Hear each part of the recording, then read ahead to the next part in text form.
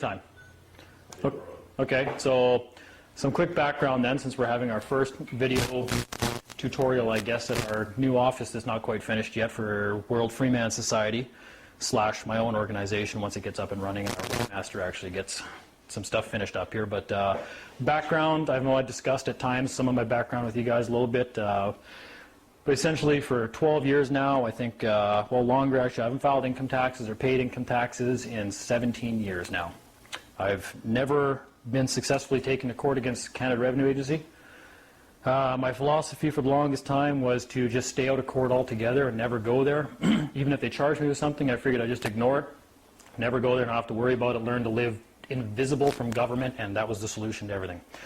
So that led me to my first court appearance, where I got arrested and was up on a couple of charges for Highway Traffic Act violations, 4 failures to appear on those charges, 2 failures to appear for fingerprinting, obstruction of a peace officer. I think there's about 9 charges altogether, and I was now in for my first court appearance unprepared because I said I was never going to go to court and I was never going to play their game.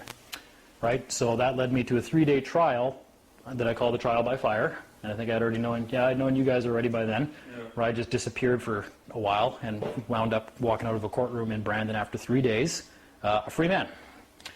And that's when things all really started to come together. When I finally understood what was working and what wasn't working, what reactions were getting results in court, and what led to them convicting me on the facts, even though I tried to plead guilty to the facts for 3 days. They wouldn't let me. They said, no, you have to plead guilty with the understanding you've done something wrong.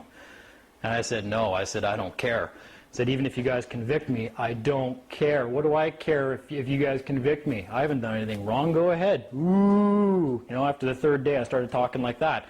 And you could tell they were starting to do this, and you know, they didn't know what to do, and they ended up convicting me on all 9 charges and discharging them immediately. And, oh, Mr. Clifford, we're going to discharge everything right away, though. And I'm like, what do I care? I don't care. Well, okay, well, but so how does a $50 fine sound? I said, it sounds like something I'm not going to pay. I don't care, right? I don't care. I'm done. Are we done now? It's been 3 days. Can I leave now? Right? Never heard about it again, except they tried contacting me several months later and asking where the $50 was. Which, I'm not even going to get into that phone conversation, but I never heard from them ever again after that. So that's some of my background, and ever since then, that was more than a year and a half ago, things have accelerated. We've far surpassed a lot of anybody that we ever did any learning off of. We've had successes in court. We've had successes with notices to the government, driving with our own private plates. I'm number 1 for Yeah, I'm mad because the night before I got arrested in November, sorry, I was supposed to switch to my private plate. And I got arrested because my plate was expiring at midnight, and they pulled me over for driving with no license when I was about to switch to my next plate anyways. arrested for being there. And he got arrested for being my witness, for driving out to the middle of winter down the perimeter to be my witness. But so he got to put the private plate on his car first, and he's been almost 2 months now. Oh, anytime.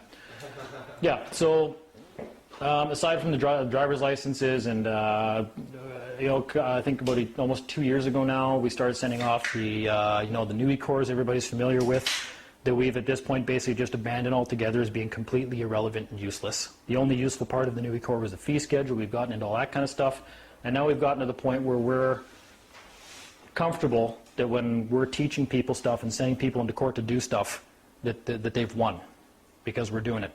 And so now we want to start getting that information out there and refuting a lot of the information that's out there. A lot of this is my own personal opinion, because anybody that says that there is this definitive, no, this is what's going on, this is the only solution, this document right here, if you don't dot this I right where I tell you to dot it, this document is not going to work. Okay, it's horse shit. It's all horse shit, because everything they're basing their entire argument on whatchamacallit, no substance, but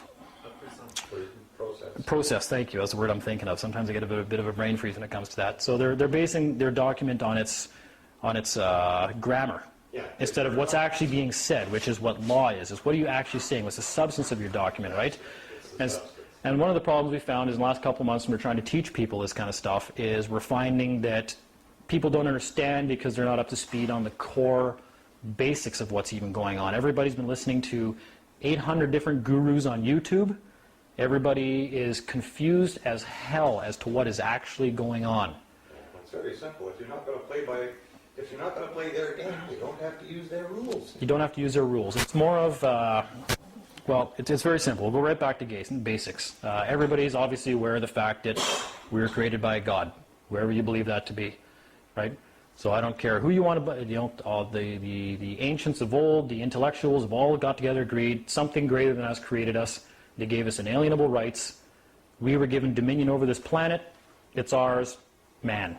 So we are man, we are a creation of God. So we'll start with that, and I'll tell you where everybody starts to get going wrong. Because I've made all these arguments in court, and I know what works, and I know what has you arrested on the spot. I've been there, I've done it. I've been arrested more times than anybody I know, including people I know that probably should be arrested on a daily basis. So this all comes from experience. So we all know that we've got the big guy up here. God. It's in the Bible, whatever God you want to believe, He created us. God created man. He gave us dominion over the earth. Right? And God gave us, we don't even want to get into that yet. So God created man. And obviously then we start to develop a society and we start to develop laws and the whole 9 yards, and we decide that we need to be able to call ourselves something other than just man, because that's all God created. He just created man. Yeah, as soon as we start, every time we start to alter ourselves from what we were created as, we start to alter our rights somewhat, right? So then I come along and I'm like, well, I want everybody to call me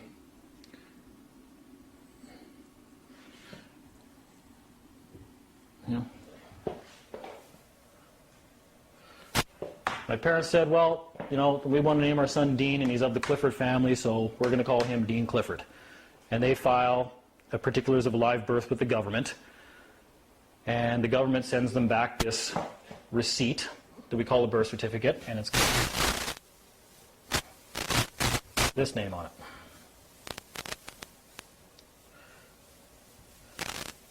And we've all heard the theories on what that is. We know what that is. We know what that is. We know what that is. There's no point in even talking about any of that kind of stuff. You can go and you can say, I'm Dean Christopher David of the Clifford family and blah, blah, blah, blah, blah. They don't care. They don't care, and I'll tell you why. Because this name right here includes that name. This name right here, it's a legal name. People have referred it to all sorts of things. I've heard the name legal fiction. I've heard straw man, trust, Sestake trust, Sestake v trust. I've heard every name there is out there for what this is, and nobody knows what it is. They've heard it from somebody else. Well, I read the definition of Sestake key trust and blah, blah, blah, and nobody knows what it is. They try making these arguments in court. They try saying to the court, that's a trust. Right? Well, you can't prove that. You can't, what makes you think that's a trust? You could probably make a logical argument for it. You could make a logical argument, but that logic is irrelevant in court. Yeah, pretty much. Law is relevant. I've seen some real faulty logic by judges. Yeah, law is relevant in court, and there's only two forms of law, and we know what those forms of law is. There's God's law, and there's man's law. And God's law is the law where we were told what to do, and that's not open to negotiation. Man was all created equal. No man can tell another what to do, which means that any agreement between man is a contract, and that's contract law, and that's the only other form of law. So it's broken down into two, and that is it. So what is this? And what I've come to believe personally, and I know I'm right because it's worked every single time, is this is a presumption of law.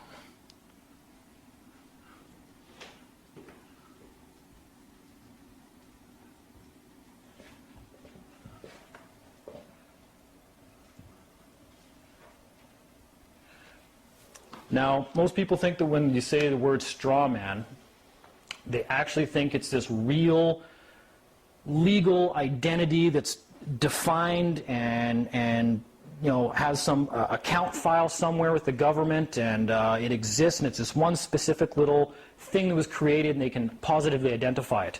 And that's not at all what this is. This is basically for anybody that fishes. You go fishing. You just want to throw a line out there and see what takes the bait, right? This is a presumption of law. They put this name on a document, and it could be anything. And then from there, they have to get this guy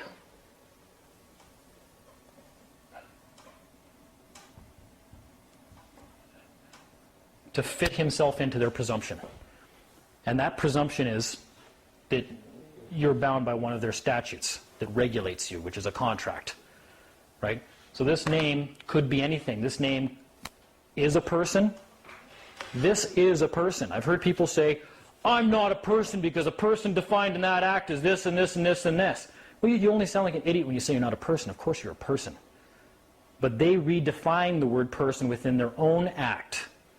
And that's why I say, well, I'm a person, but I'm a person as defined in Black's Law Dictionary. What definition are you using? Yeah. Oh, no, feel free to...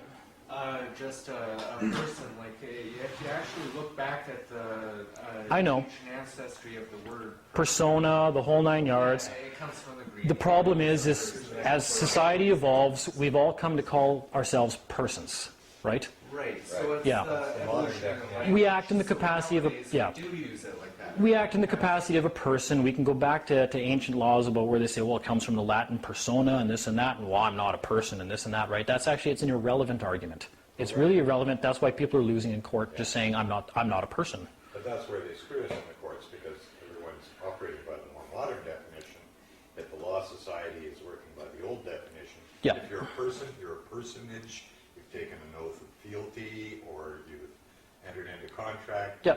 See, whatever. but this is the problem. I can ask 100 different people. I can ask 1,000 different people what person means, and I'm going to get 1,000 different answers. So it's that argument is also irrelevant. It all comes down to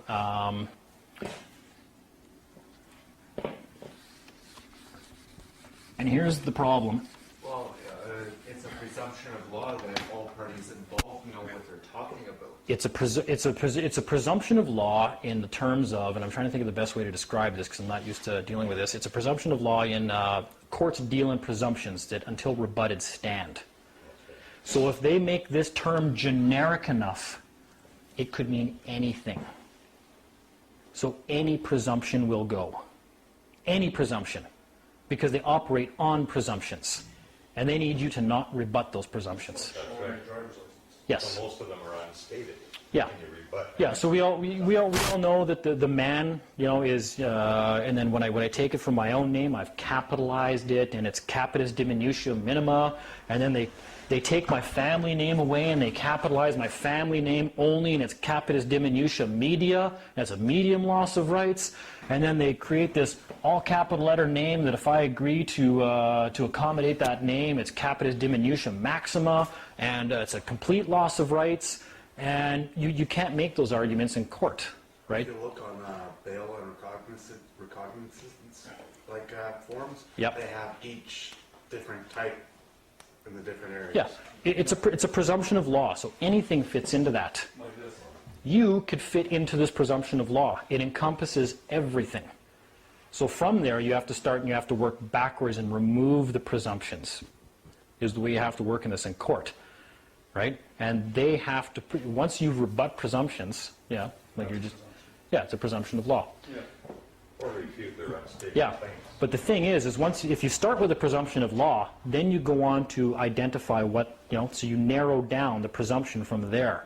And you can basically work backwards from a presumption and go all the way back to a man by rebutting contracts that don't exist. And it restores your rights automatically. So that's why everybody they think, well, no, that's not me. Well, no, actually, that could be you. But isn't it easiest just to say, if they say, is your name such and such? Well, can you prove I'm even required to have a name? Well, you are. I mean, unless you want to get locked away, if you're required, if you're gonna live in society, you're gonna have to have a name. They can't just call you man. There's 7 billion mans on this planet. We're all mankind. If I have self-ownership, can I not name myself? Yes, you can. So it depends on what you're calling yourself in what contracting capacity. When you enter a contract, identify yourself I have to have a name. for that contract, Yeah. and you have to be able to be identified. Right. Not just I am Or not just I could be, but I am. Exactly. This is positively right? identified. Otherwise, that's bad faith as well. Right, but as long as I don't do so with fraudulent or Intent. malice, I can call myself. It all comes down to intent. And we're going to expand on all this afterwards. I was told the philosophy when you go into the courtroom is supposed to be that a name is defined by Webster's as that which a object or thing is known, and a definition of a word is a speech sound or series of speech sounds. So how can you identify as a speech sound? How can you live in a speech sound? How can you do anything as a speech sound? You need to be addressed as something. Absolutely. I mean, Well, that's the thing, is the argument was that Yeah. your role in the courtroom is more important than the name. Yeah. Well, so this is where I'll get on to why it's actually why people got to stop. The same way that people have to stop fearing, the government finding out who you are. Like, I don't care. My name's on a whiteboard. They know where I live. Believe me, you guys have seen my paperwork. If they don't know where I live to come and get me or shoot me or throw me in jail, then they're never going to find out, right?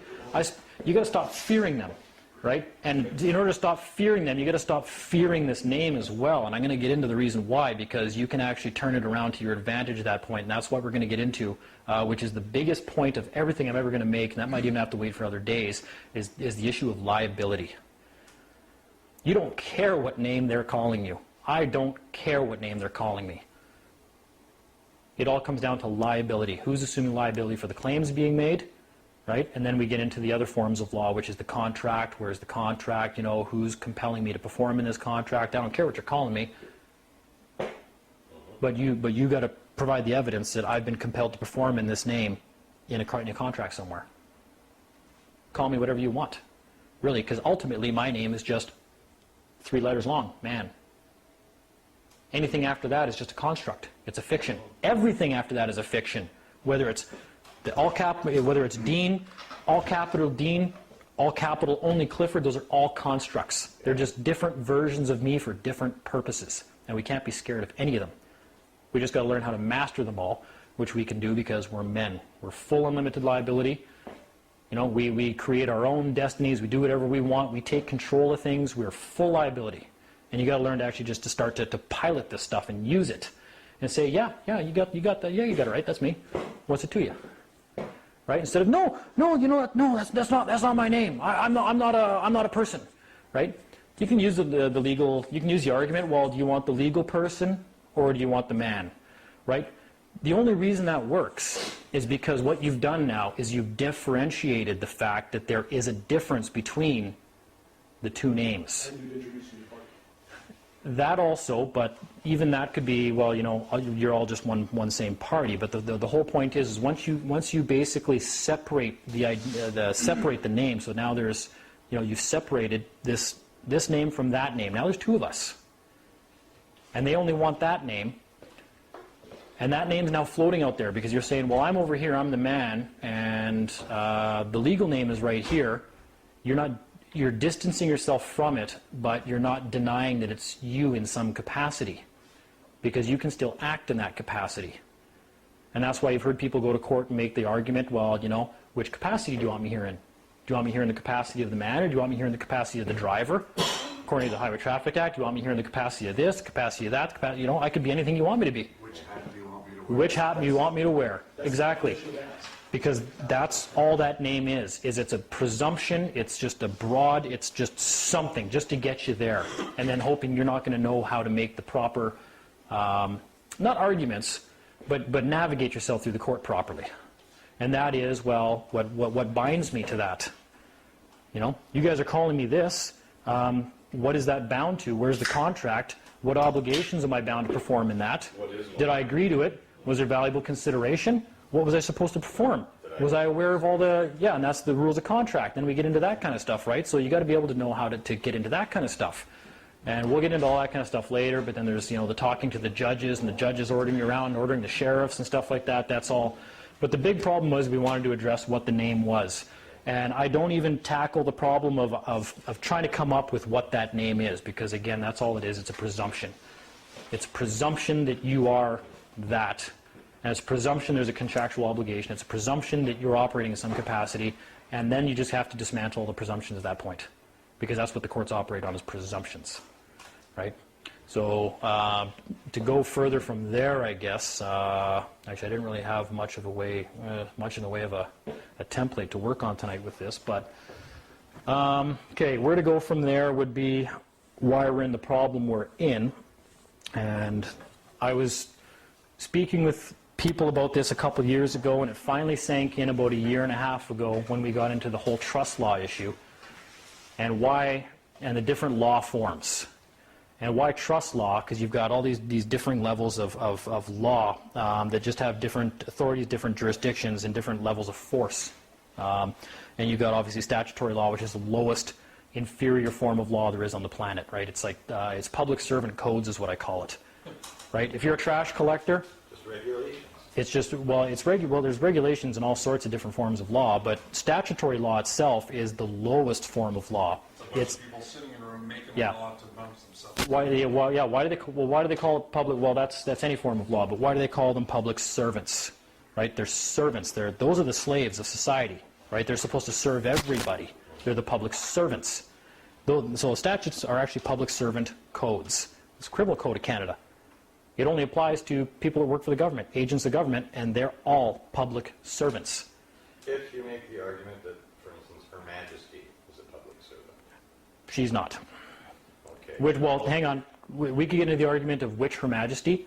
I could rattle off about 8 right now. Her Majesty or Right? So, yeah, we're not even going to get into which Her Majesty or what Her Majesty is or whether she's a servant or whether she isn't a servant. We're all servants of God. Every single one of us. Period. Beyond that, doesn't matter.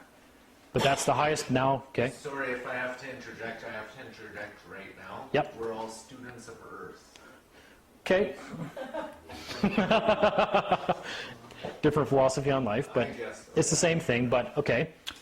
If I could actually expand on that then. If we're servants of God, that would automatically make us students of the earth, because when he went away and gave us dominion over the earth, he charged us with its care. Yeah, that's the problem. So those are actually synonymous theories. Okay? Yes, I totally agree with that. Okay. So and that takes us to the highest form of law. I just talked about the lowest form of law, which is the servant class. And they've got everything flipped on us now. They've got us convinced in the public education system that government is, they're the masters. Yeah. And we're the servants. And it's completely the opposite way around. Well, in school, you are a public servant. Like when you take the kid to school, it's I wouldn't agree with that.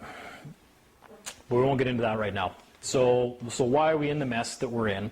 And it's easy to see what happened is, and we all know about the Catholic Church and the mystery schools and how they used to encode everything, and they would phrase things in different words to hide technology and theories and our rights and the whole 9 yards. And it really struck me when I read a couple of books, and one in particular was it Ellen White, The Great Controversy. I read that, and I read a couple other books on religion, and everything for some reason came back to the Holy Trinity. And I've broached this topic before at some of our meetings, and that's where we start to get into trust law, which is what the Holy Trinity is. And that's why the Holy Trinity is so important, because trust law requires this 3-party contract. That is trust law. Right? And that's what the Holy Trinity is. And the Catholic Church likes to call it what the Father, the Son, the Holy Ghost. Right? So we got the Father.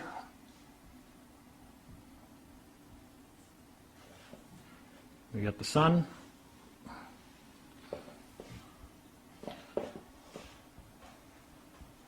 Holy Ghost. Back to the Father. So, it just, a couple of things hit me in the last couple of years. I was just sitting around, I was just reading parts of the Bible, and I got thinking about it and reading some definitions in Black's Law Dictionary. Kind of dorky like that. Saturday afternoon, I'll be sitting at my beach house, and I'll read a definition in Black's Law Dictionary just for fun, and I'll be like, oh, I don't know that word, so I'll look up that one. Then I'll find a word in that definition I don't know, so I'll look up that word, and I'll just spend 6 hours doing it. And I got through that, and I do the same thing in Bouvier's Law Dictionary. Yeah, nerd. Yeah, and this may even be common knowledge for a lot of people out there in the movement. I don't know if people really understand what it is, but, I mean, the Bible is God's last will and testament. And people never really think about that, about what it is, about what a testament is. And if you look up the definition of the word testament, testament is something left by the testator in a will. Like your last will and testament. So you look at, oh, okay, well, last, you know, the last testament of God, or whatever the God's testament. It's the last will and testament of God is what that turns out to be, where if you look in the Holy Trinity and you start to realize that what we got here is trust law going on, is the Father, who is God, is the testator. And he's also the grantor. So he created man. He did his whatever 7 days. Okay, I'm not going to get into what that actually means. It doesn't matter. It's all encoded. It's all riddles. He came along. He created the planets. He created us. Whatever you want to believe that means is up to you. It really doesn't matter. So he created us. Right? And he gave us dominion over the earth. So he made us the beneficiary. Right? And what else would we have been? Trustee. I call it the executor. Right? You don't want to be the trustee. Well, when you say dominion, this is the same sense as Yeah. they say Dominion of Canada? You know what? Dominion means Doesn't matter. authority over. Yeah, like Dominion of Canada. Yeah, they used to have Dominion groceries. Okay, same thing. It's in a word. Yeah, what's in a word? What does it mean in that particular usage? Right? So the Holy Ghost. Isn't it weird that it's actually called the Holy Ghost? It's a ghost. It's something that doesn't really.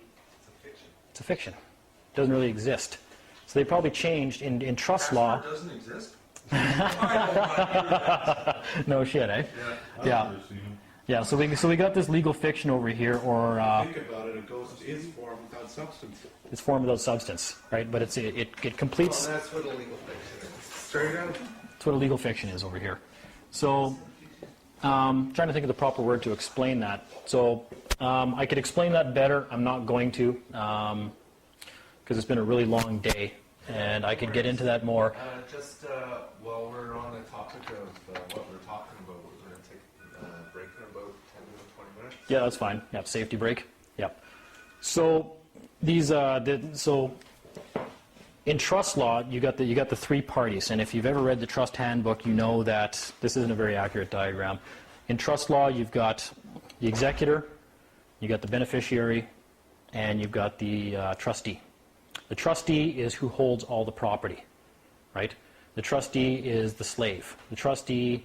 As the acting fiduciary. Yeah, that's why they call it even a fiduciary trustee, right? And the trustee is who holds all the property in trust, and they have to obey the instructions of the executor for the benefit of the beneficiary, right? And that's where the trust law, and this is getting into why we're having the problems we're having in the courts and the proof we've got of everything that's going on. This I'll explain better another time when I've had a chance to review what I had to go through months ago to come to that conclusion, because it's not all coming to me right now. But either way, all is important is you know damn well, just from the Bible, that the last testament of God is the last will and testament by the testator, he who created the trust, who went away and left us as the executors and beneficiaries of everything he left us. But it's all being held in trust by the trustees, right? And that's what makes the trust law complete, is the fact that the trustee cannot be the executor or the beneficiary, and a beneficiary or executor cannot be a trustee. Period. So what happens is when we're walking into court, and this is all stuff we can elaborate on later. I'm just kind of going through this real quick right now to bring everybody, if they have questions later. When we walk into court, what's happening, and I've heard every argument on the planet, people told me to walk into court and be the trustee. No, you got to walk into court and you got to be the trustee. The trustees hold all the power, right? Like, there's a million different theories out there, exactly, right? We all know government's the trustees. They're all public servants. They're all public trustees.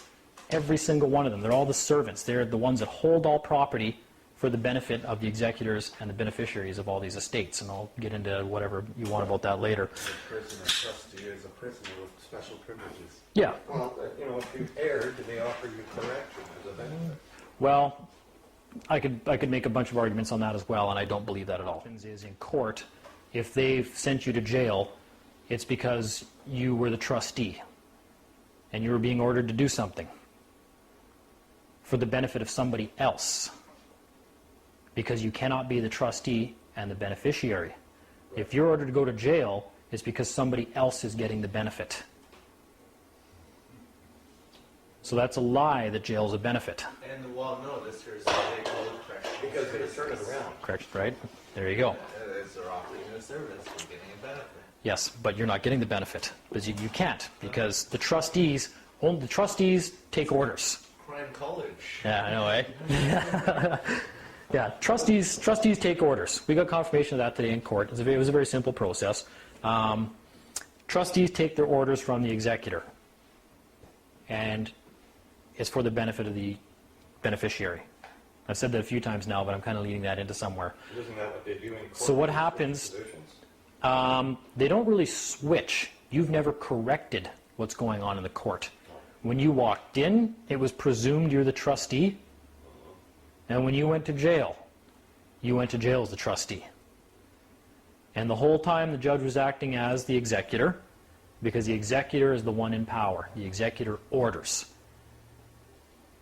So who's the beneficiary, the Crown? Crown. Of course. And because you're the trustee, you can't be either of the other two positions. So here's how it's going. You've got, and I won't call them a judge. I had to correct them today, that court. I will call them a justice.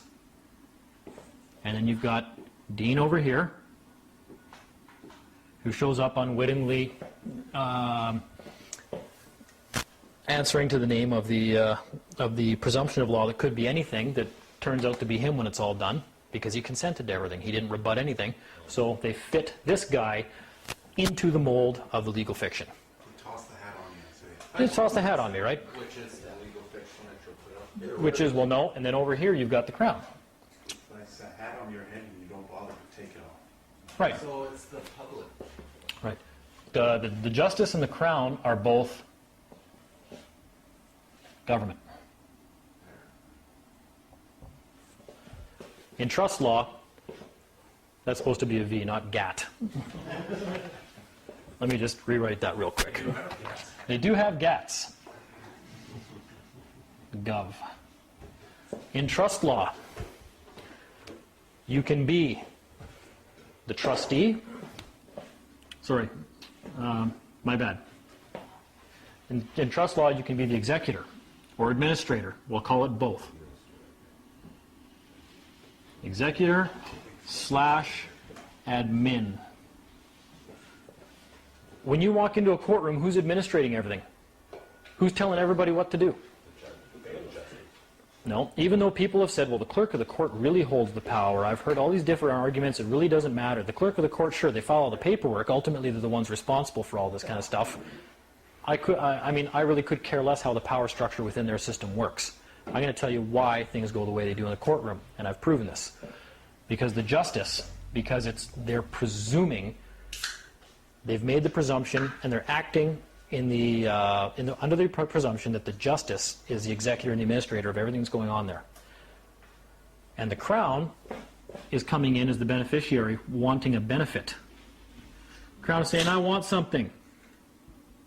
I want this guy to go to jail, and I want to seize all the equity in some of his estate or whatever, right? Whatever you want to call it. Sorry, I wrote benefit, but that's not right. He wants a benefit. Yeah, sure, we'll call it that, because he is claiming to be the beneficiary.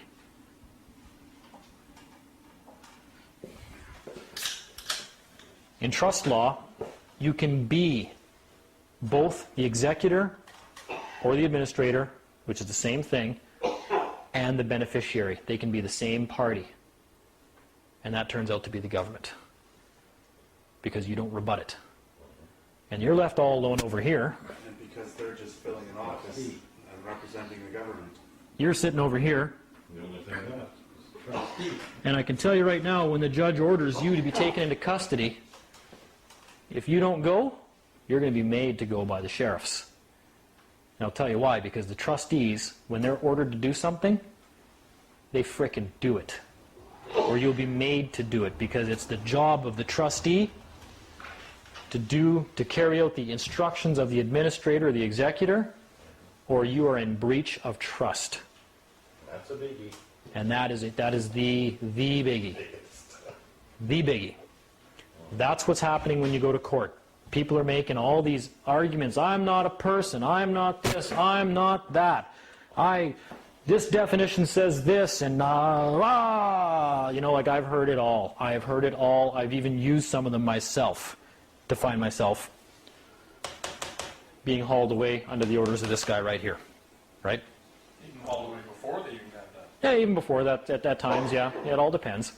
And it's all come back to this. And this is the problem. And this is why when you walk in, that's why there is a justice. And there's you, and there's a crown. It's a three-party system that's going on. It's the Holy Trinity going on in court. They're carrying out trust law in the courtroom. And you don't know it.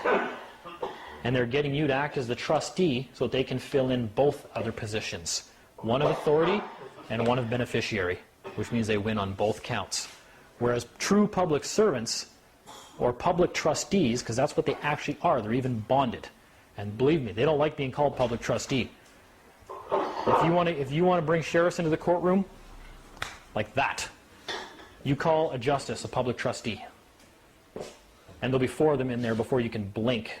What if you ask them if he's a public trustee? Well, I would start by calling him a public trustee. You got to remember, if the court operates in presumptions, So can you. then I'm going to operate in presumptions. And I'm presuming that this guy up here is a public trustee because he's a public servant. That is an excellent point. Yes. Absolutely. So, excuse me, public servant. Whoa! Whoa! Sheriffs!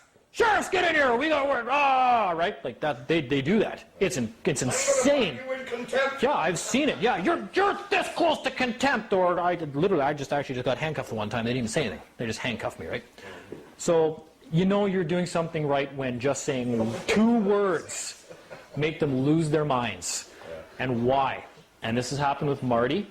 Marty walked in to speak for a friend of ours as his representative and said, well, I'm the appointed administrator for Chris. And before Marty could blink, there was 4 sheriffs in that room. And they had a sniper judge for him because they're expecting him, because this is about the 6th hearing we've had. And they just kept getting us come back down and railroading us in the whole 9 yards, but not getting anywhere. They couldn't get anywhere with us. It was getting frustrating for them. So they brought in this sniper judge. We know her name. We got it today, actually. And we filed complaints for her uttering threats in the courtroom and stuff like that. And Marty's pretty much, it's his mission in life now to take her down and remove her career from her. So we're going to have some fun with that. Yeah, because you got to remember, yeah, exactly. Because you got to remember there's always recourse. Sorry. Yep. That's like this most recent thing in newspapers about this judge in Kamloops saying that he's going to treat people that know about the law or freemen differently. Yep. You know, if he identified himself as freeman, he would have treated him differently. But because he said that he wasn't aligned with Yep. World Freeman Society or whoever, Freeman Association of Canada or whatever. Yep. Yeah. I don't mean to. Yeah, no, so either way. But yeah, so the explanations to get to this point were fast. I didn't cover them properly, but the whole point was to get to this because I can just tell you this is the way it is. I'm not even going to entertain ideas from anybody that's not the way it is. That's my opinion, but the whole little thing we went to takes you right to this. And now here's the problem when you start to switch up the roles and why they get so mad. And you got to remember this is trust law. They can't violate this. This is the highest law there is because it's God's law. It's the Holy Ghost. It's the Trinity. Period. They can't get out of this. And the reason they hate this so much, as soon as you walk in, and you got this justice, and you got the crown, and you got Dean over here. And now we walk in, and we say, well, public trustee on the bench, and let's just, for shits and giggles, say that they don't absolutely lose their mind and dump a load on the bench and call the sheriffs. And they just go, oh, yeah, I'm a public trustee. Okay. Well, we just identified the trustee.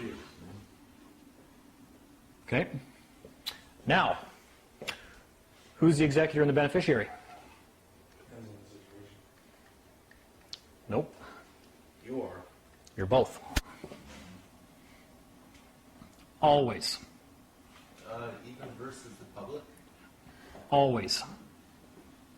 because of both the justice and the crown and public trustees, and that leaves you as the only one who can be executor and beneficiary. We were left, man was given dominion over all the earth. We were left as the beneficiaries and the executors of the last will and testament of God. It's our birthright. Feel free to say that. Excuse me. I don't give a shit what name you're calling me. Ready? Well, no. Ready? Excuse me for living. Yeah. There we go. Yeah, you're right. I am Dean. And I'm the executor and the beneficiary of the last will and testament of God. Say that. You say that, just that straight. You can say that if you want. Just say, I'm the Put you in front of the mental health courts. Yeah, Andrew Swan's new mental health unit. Yeah, exactly. You can just say, well, excuse me, but are you not a public servant? What are they going to say? Well, yes, I'm a public servant. Okay, then you're the trustee. Record. Then you're the trustee. On the record. And here's why the crown can't be either of the other ones. Because they're both government. It's an agent. You cannot be the trustee and either one of these at the same time. And the government cannot be, because they're both government. We're both the same person. They're both agents of the government. They're both this. It doesn't, ultimately they're the same person. Exactly. That's actually very good. A collection of persons can be a person. Because they're all acting as agents for a person. Yes. Right? Right. Whether or not it's like an anthill. Like there's all these millions of ants running around, right? But they just form one collective. And the anthill is the living person, really. Right? So the government's the person. And as soon as you've identified the trustee, and you know that you're the beneficiary, you know this guy cannot be either. And this guy can't be. So you have to be both. And they have to follow your instructions because you're the administrator and the beneficiary. Who's that? What is your standing here? Who are you? Get out of here. I'm administrating here. What's your claim? Well, at that point, you don't need to start getting into all the deconstructing their presumptions of law. You've done the big deconstruction. You've established that you're standing. You've removed the justice from their ability to administrate the proceeding. Because the trustee is going to allow anything the Crown brings in because now the game's rigged. Because they're acting as both. And that's why you lose every time, and you better do what the court order says at the end. And there's obviously ways around that because people skirt around the issues and they little wins here and little wins there and stuff like that. Like that, the guy in Ontario that went in at Keith or whatever his name is there that walked in and and he did the right thing where he said I think he said I'm the administrator of that account. Right? Yeah, and whether or not the judge bowed or whatnot, he didn't really finalize things properly, right? He didn't identify the judge as the trustee. He didn't, or even appoint the judge the trustee, right? So that's what you want to do is when you walk into court, because it's all operating on presumptions, and they've rigged it, and they've named themselves as certain players in the court, and you haven't identified the players. So one of the last times I went in November, I just walked in and I said, yeah, hi, I said, I'm here regarding that matter when they called the name. And they said, well, who are you? I said, well, I was the man that was pulled over that night. I'm like, well, what's your name? I said, actually, it really doesn't matter, but what names are here. I said, it's really more important what roles we're playing, isn't it? What's your name? I said, for our purposes today, I said, you can call me beneficiary. Are you a public servant? Stuttering, and then, is this that free man stuff? I said, it really doesn't matter what it is. I said, are you not a public servant, right? And she just ignored that, and she just went on to say something like, well, if you're not the name we're calling, I'm gonna issue a warrant for his arrest. And I wasn't going to get into it really with them, and I just basically said, I just told you I was the man that was there arrested that night. And you just told me you're going to issue a warrant for his arrest because he's not here. Thank you for making the judicial determination that I'm not the man you're looking for. Have a good day. Walked out. Do whatever you want, I don't care. Walked out. Never heard about it again since. That's all that took. And I didn't even know what my argument was going to be walked in that day. I knew I was going to raise the issue of beneficiaries and stuff like that, but as soon as she said, I'm going to issue a warrant for the arrest of the accused, that's what it was. I just said, well, I just told you I was the man that was arrested that night and spent the weekend in jail. You just told me you're going to issue a warrant for the arrest of the accused because he's not here. So obviously, I'm not the accused. Thank you. Thank you for your legal determination. Have a good day. You guys sort whatever you want out. Left. That was for 4 traffic charges and obstruction of a peace officer. It took 4 minutes. Never heard about it ever again. And just as icing on the cake, that was January 4th. I was charged November 25th. Next week I'm sending a little thank you to the court citing section 786(2) of the Criminal Code of Canada, which says you've got 6 months to convict somebody in summary convictions from the date of arrest, or it's over, it's game over. It really doesn't matter though. If they ever try to contact me again, I just get into this now, because now I just send letters to them, right to Andrew Swan and stuff like that.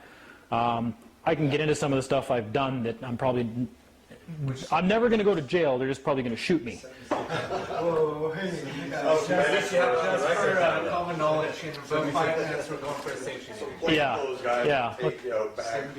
Yeah, I mean seriously, like some of the stuff I've sent off now, I sent stuff to the Minister of Justice, the Minister of Finance. The one to the Minister of Finance, I actually told her, I said, like, you've failed in your job as a public trustee. The fiduciary trustee that I appointed you as, you didn't provide lawful excuse as to why, blah, blah, regarding a matter.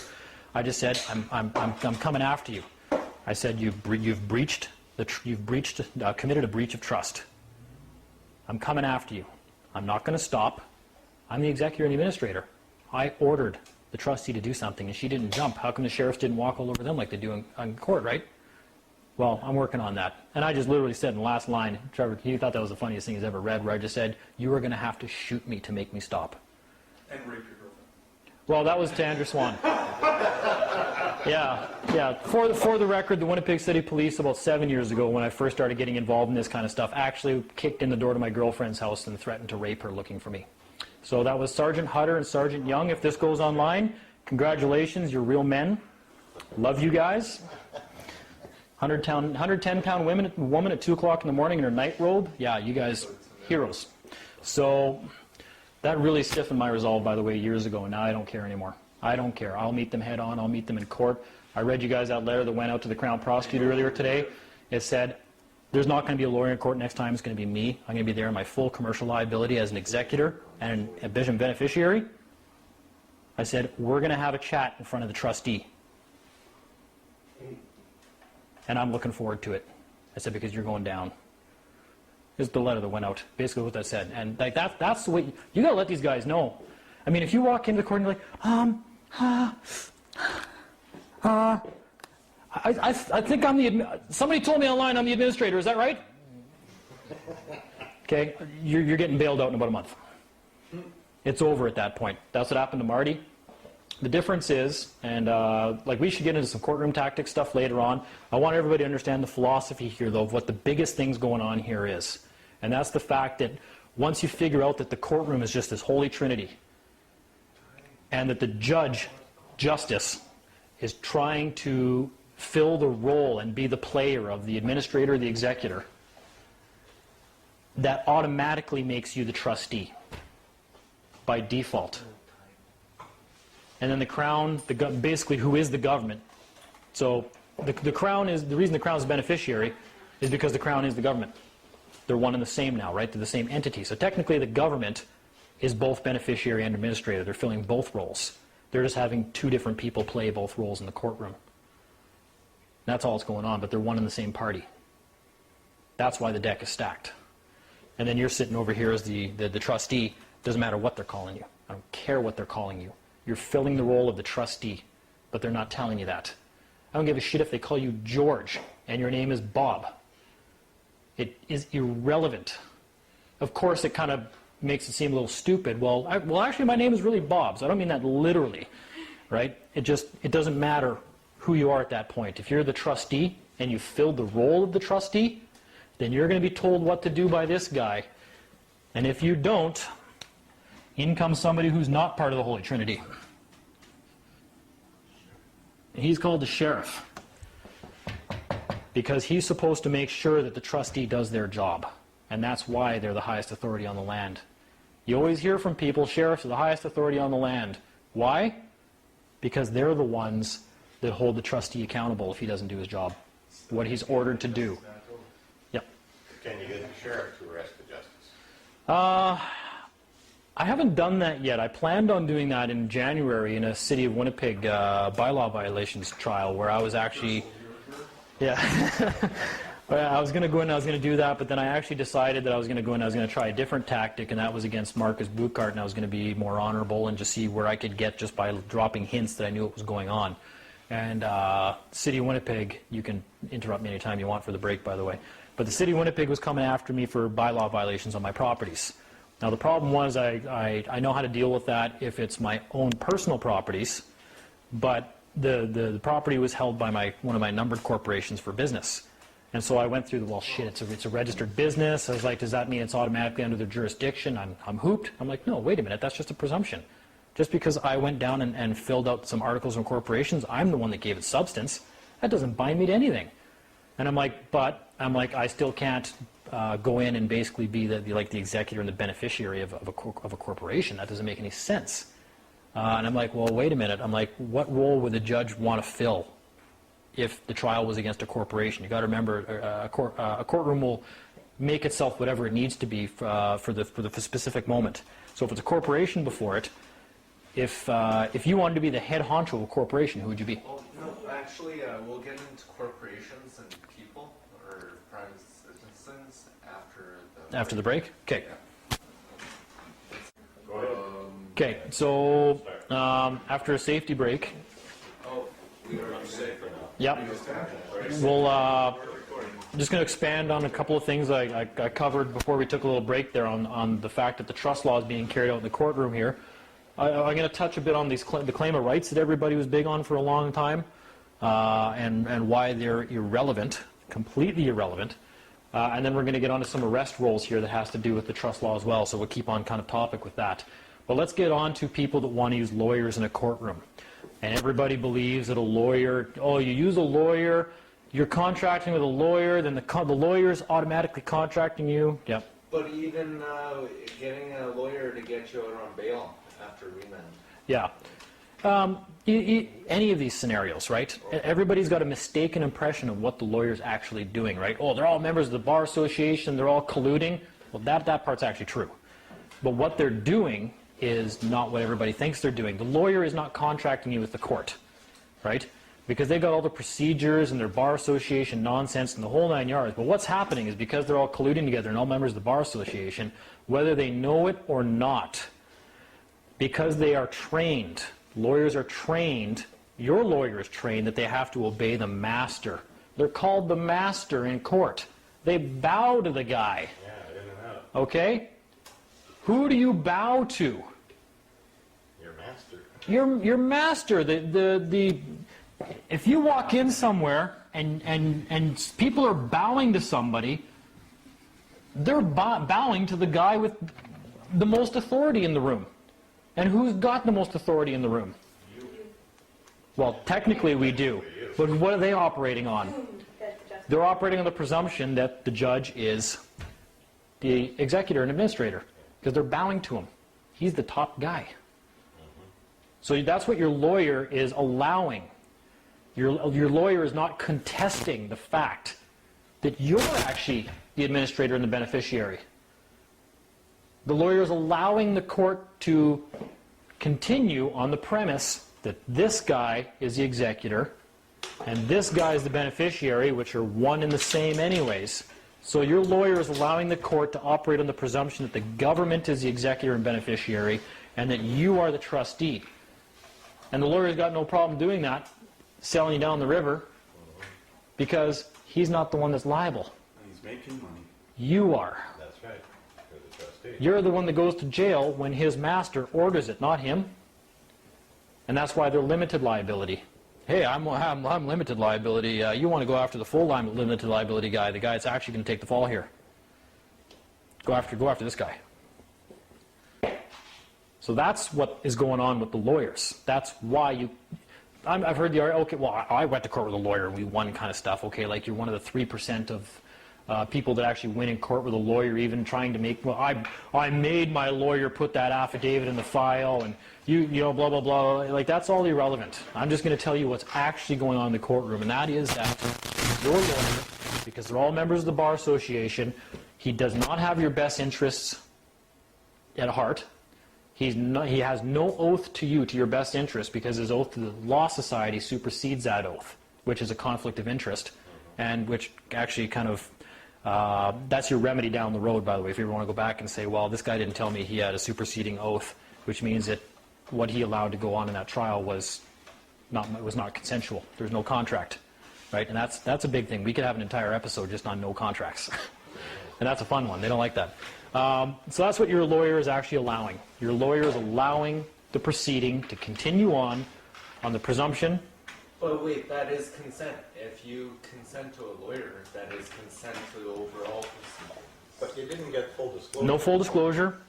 He didn't tell you he has a superseding oath, right? Right, that's wrong. They didn't disclose that's what's actually going on here. Yeah. So you were hoodwinked. Yeah. Can you be bound to a contract where you were hoodwinked? Can I sell you a car with no engine if I, yeah. Yeah, I know. Yes, you got remedy. There's never too late to go back, right? And that's one of the great things too. But so that's what's going on when you hire a lawyer. It's not he's contracting me with the court. He's binding me to third-party arbitration and this and that, the whole 9 yards. No. What he's doing is he's not contesting the fact that this guy is not actually the executor and administrator. That's all that's going on. He's allowing it to continue on this premise that you're the trustee, you're going to pay fines when ordered, you're going to go to jail when ordered, for the benefit of the government at the instruction of the government.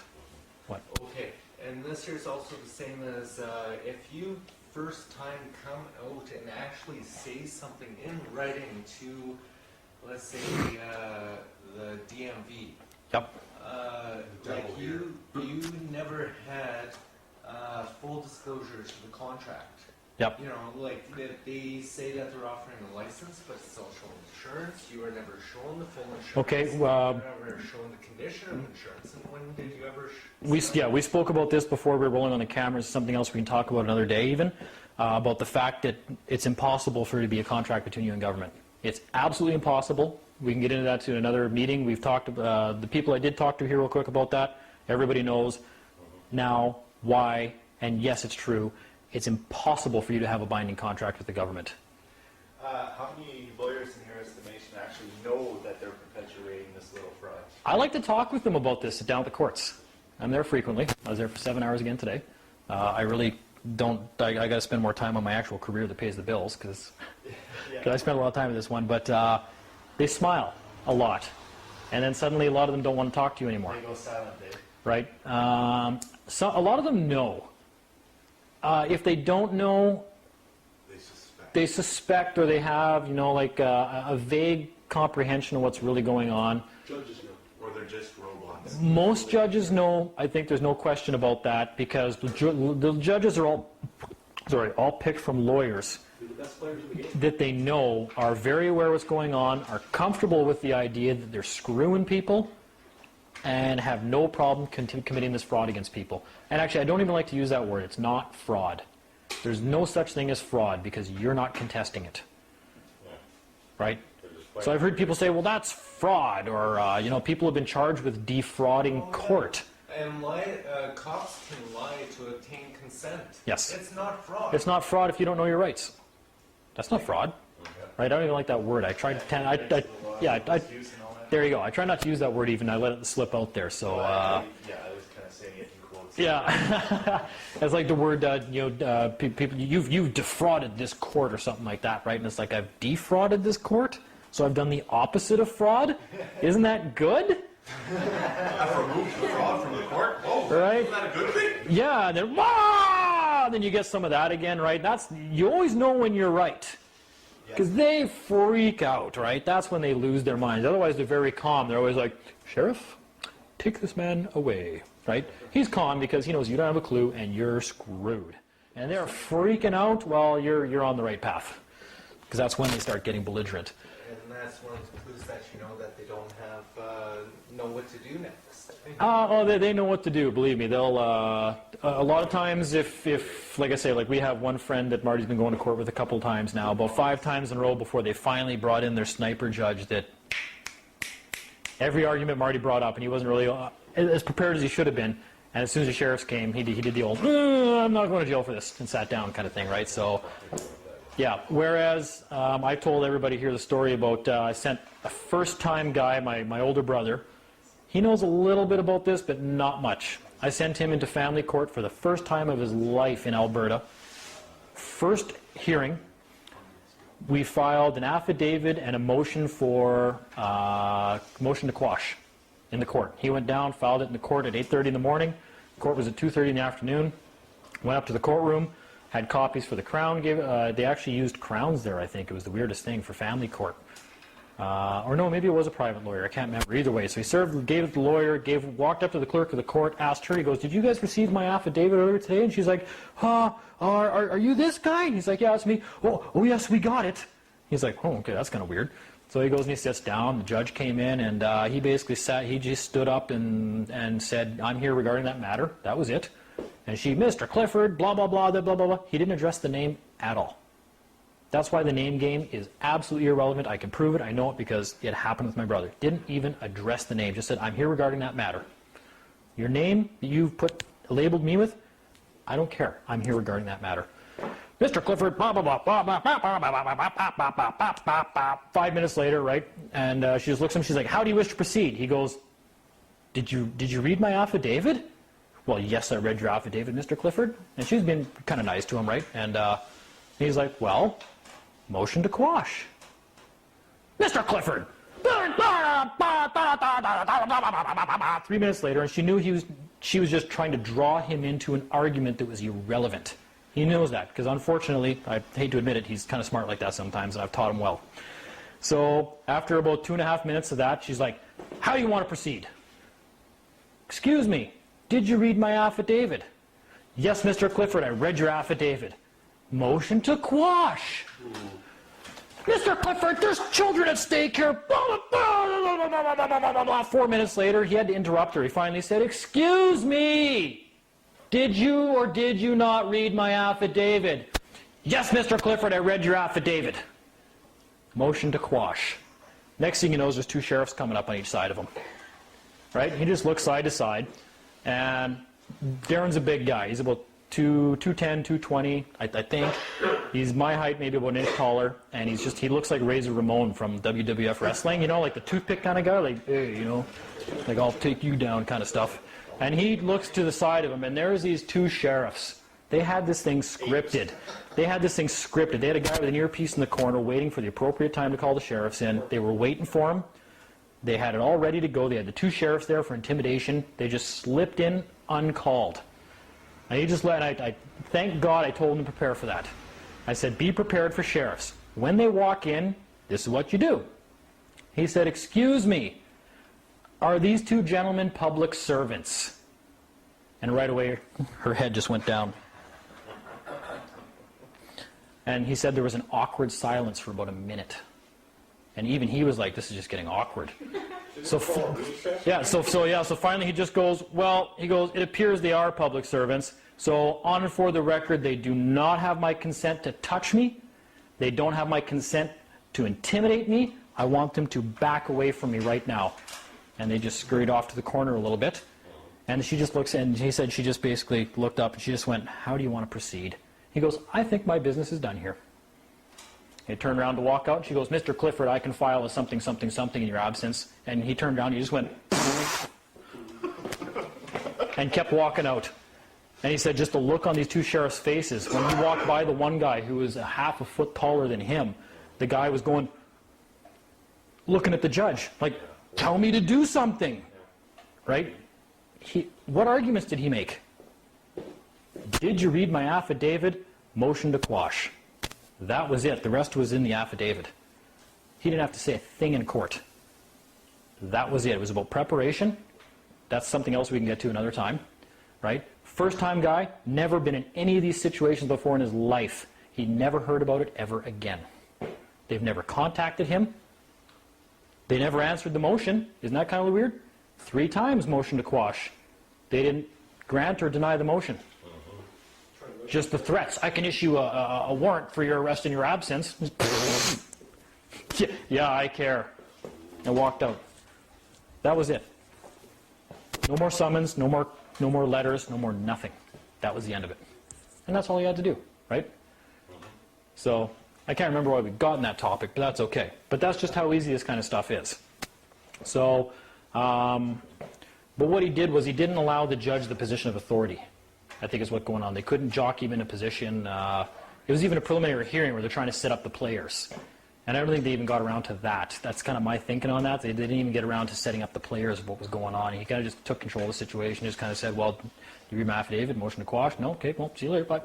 When he was leaving, would it have been better if he just turned and said, you don't have my consent for that, and walked out?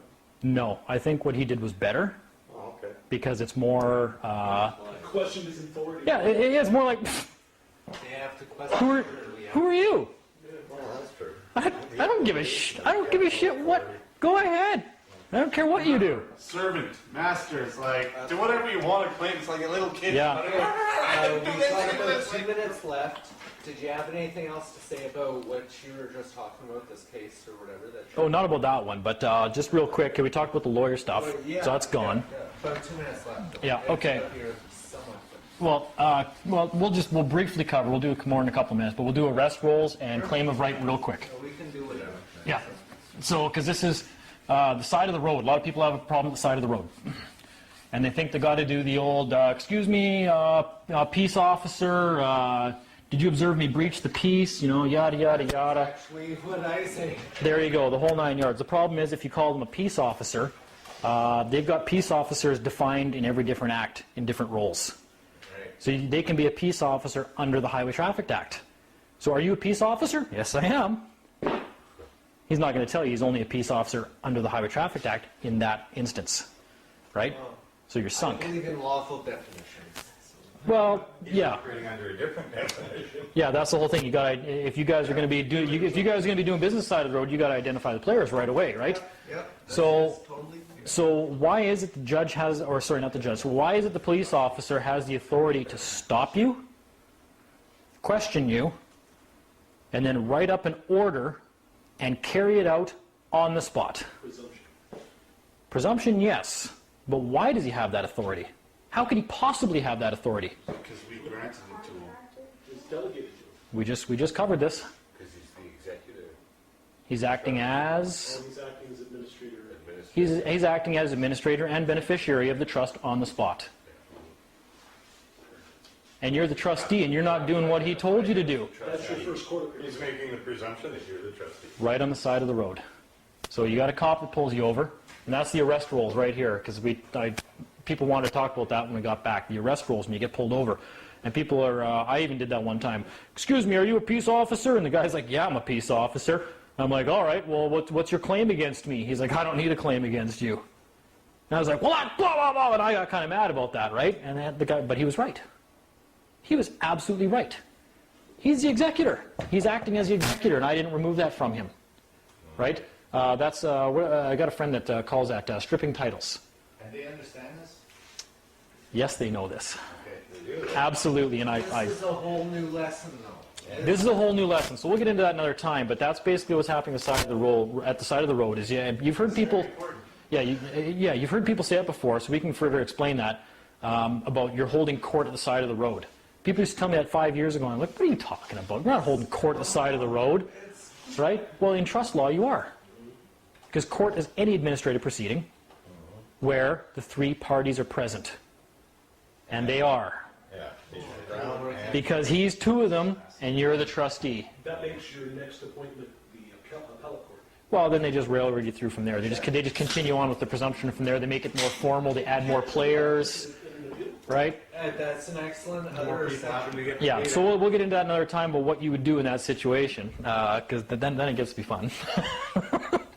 So we can get arrest rolls going. Claim a right. That's the comedy of it. Yeah. See, actually, this is something that I would like to say. Do you mind if I say? No, have at it. Okay, I am Patrick. I'm the current Chief Administrative Officer of the Canadian chapter of World Freeman Society. I know that it's a mouthful to say, but the claim of right is one of the big spots that people stumble at, because the claim of right can be applied to anything. It's not just a demand for free hydro or demand for whatever. It's hey, this here's my life. You know, you got something coming into my life. Yep. This is what I live. Anyways, but the claim of right itself can be applied to any situation. It's a procedure. It's not just a solution.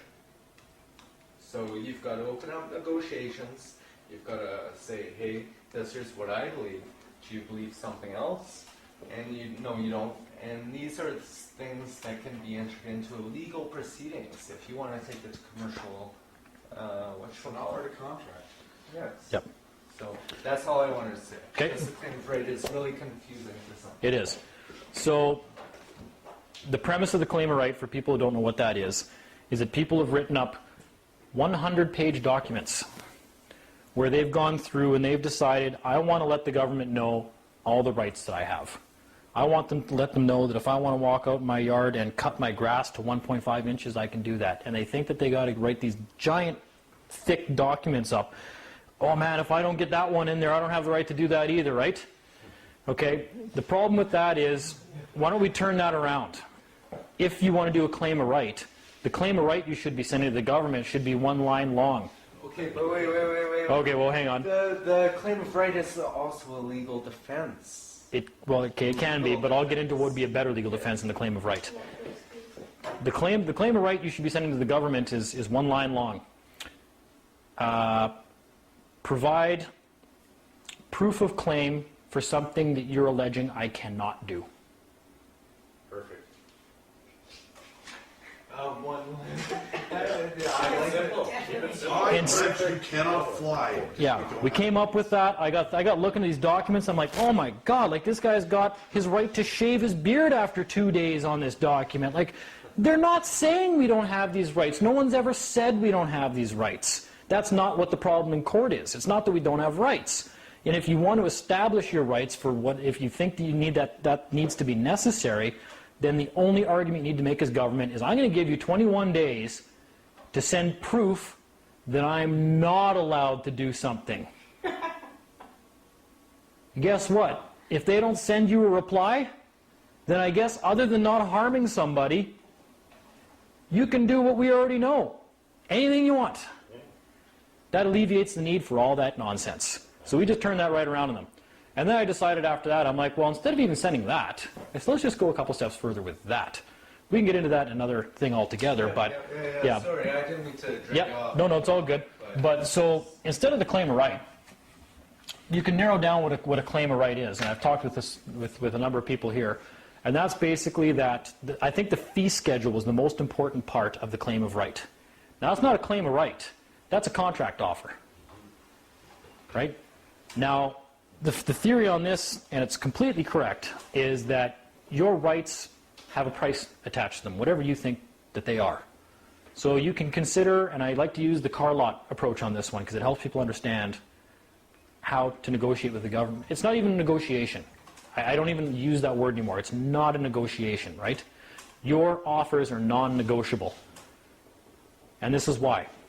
Your rights have a price attached to it because only you can determine what they're worth. So you have a car lot. You're a car salesman. Here's your little car building lot, right? Building right here is your office. Office. Okay. Yeah, it's whatever. Okay, and here's your compound, right? And this compound encompasses what is your life and your rights and what you're able to do, what God left you as your estate, right? And everything's in here. Doesn't matter what it is.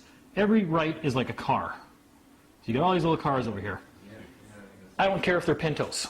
I don't care if they're I don't care if it's your right to wake up in the morning. I don't care what it is. You send them a fee schedule to let them know that violating any of your rights is worth, okay, what, $1 million?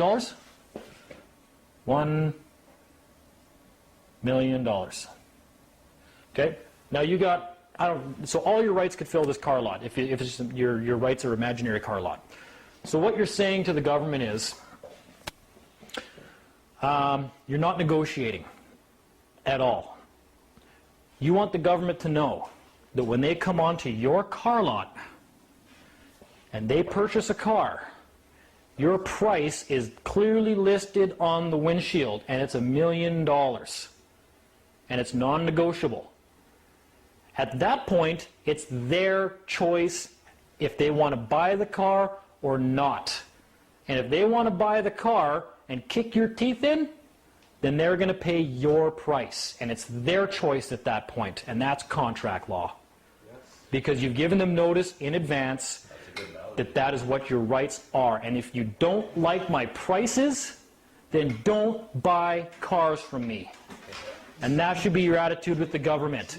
If you don't want to have to pay $11 billion, I don't care what it is, make it something ridiculous. I really don't care, right? Because we'll get into how you can enforce that. And it's been done. $1 trillion. Yeah. Once they know it's their choice to violate your rights, to buy that car that's worth that money. And that's contract law, and that's notice. You don't need to negotiate that. You can, but why would you? Of course you can send the government notice and say, well, I think my rights are worth $1 million apiece. What do you think they're worth? But why would you? Right? It's your car lot, it's your cars for sale, and it's your price. And they've got the option of coming onto your property, which is your rights, trespassing on your law, on your compound, and buying a car that's overpriced. And this is all just because it involves you. Like, you are the It's your rules. Your stuff. You rule your domain. You. Your rights, your body, Your world. they're yours. And they're worth what you say they're worth. And you have the right to do anything you want so long as you cause no harm. A claim of right is unnecessary. It's unnecessary because if you want to establish what your rights are, you do what I tell you to do. And you send them a notice saying, you got 21 days to tell me what, send me a fact. Send me some facts, some evidence of what you're claiming I cannot do. Let's start there. But we're not trying to think that way anymore because of the public schools. I can totally get behind that. Yes. Right. If they don't reply, then I guess other than doing no harm, you can do anything you want. Are they going to send you a notice back that says, yeah, you're obligated to obey all these statutes? You think they're going to actually respond to that? No. They're not going to, well, yeah, you need a license to drive. They're not going to reply. Under threat and coercion. Believe me, I've got a file cabinet full of legal letters that they have not replied to ever, and they never will. Because they know that I know who I am. I'm the executor and the beneficiary of my estate. And that's what it boils down to. And I'm going to tell the trustee what I think my shit's worth. Pardon my French, I'm a contractor. The Right? very first step is taking accountability for your actions. That's a whole other lesson in itself, is assuming liability. Right? Just a teaser on that. Everybody is scared of this whole liability thing. Oh my God, I'm not assuming liability. That means I'll have to pay. Right? No. That's what we've been trained. Again, that's the brainwashing thing, right? He who assigns liability is in the seat of power because you're the one that's liable. So you're the one that dictates because it's on you. You're the one liable, which means you're telling everybody else what to do, right? So because government has trained everybody to, oh yeah, hey, we'll step in and we'll assume liability for everybody. So when you're out there driving on the roads, you get an accident, hell, we'll just buy you a new car. We'll pay for the hospital bills. We'll do everything. We'll assume all liability. Just contract with us. And why? Because when they assume all liability, they control because they're the ones that are assuming the risk. And we can get into that on another one. They dictate the terms. So they dictate the terms. So you want to dictate the terms. They're a limited liability corporation. What are they compared to you? A full liability man. Right? Yeah. And that's the one I've told you guys before about. We've used the poker game analogy for what that's all All about. your chips in For the poker game, right? Okay, can you meet this? We're playing Texas Hold'em. And when I go all in with one of my claims, which is an affidavit. I'm going all in with full commercial liability. This guy over here has half the chips. He's limited liability. He can't swear out an affidavit. He's a corporation. Doesn't really exist. He's limited liability. He can't match what I put in. I win by default. Plain and simple. That's how that works. They can never match us. Ever. And that's why it's okay to just to walk in and say, yeah, I'm that name. I'm full liability. I'm a man.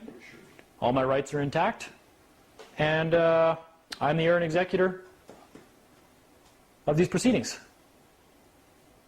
What's going on? So it's not about the name, it's who you are, the player that you are in that game. Your name's irrelevant.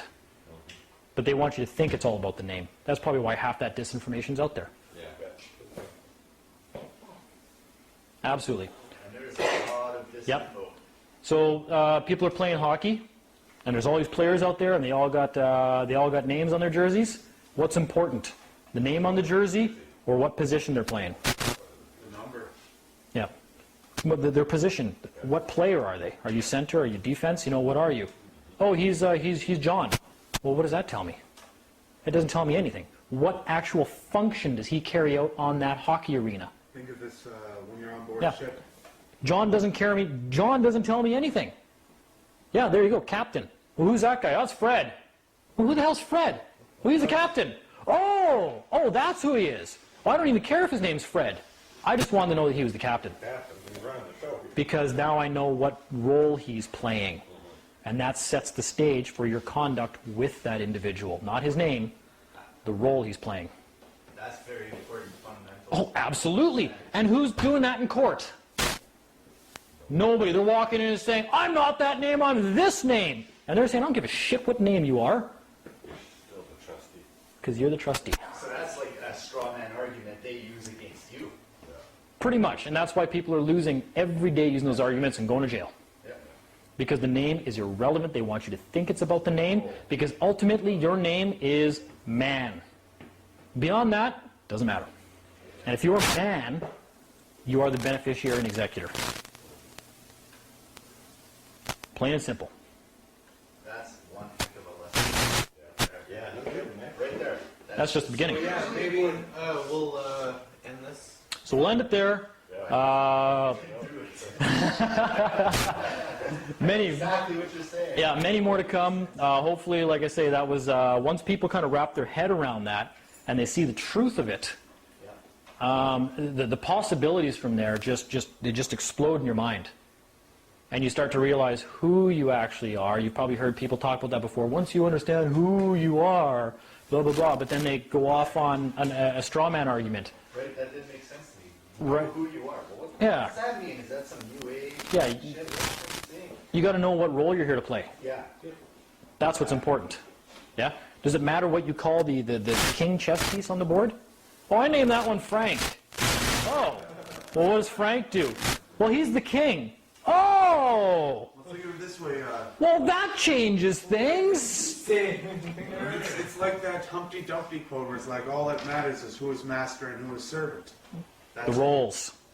Figure out who the roles are. I said that in court on, I think, January 4th one I was in, where I said, excuse me, I said, clerk, I'm just trying to figure out what roles everybody's playing here. I said, and I know I'm the beneficiary. I said, who did you appoint the trustee? And she just went, You're not supposed to know that. and there was about a minute of that. I was like, okay. I said, apparently you're not going to tell me who the trustee is, so I'm just going to assume it's that guy. Oh, is this that free man stuff? You know, blah, blah, you know, they started that kind of thing. I just said, I'm not here to even make that argument. I'm not going to. Talking about. Yeah. And that's exactly what you got to say. And even if you are pegged down as,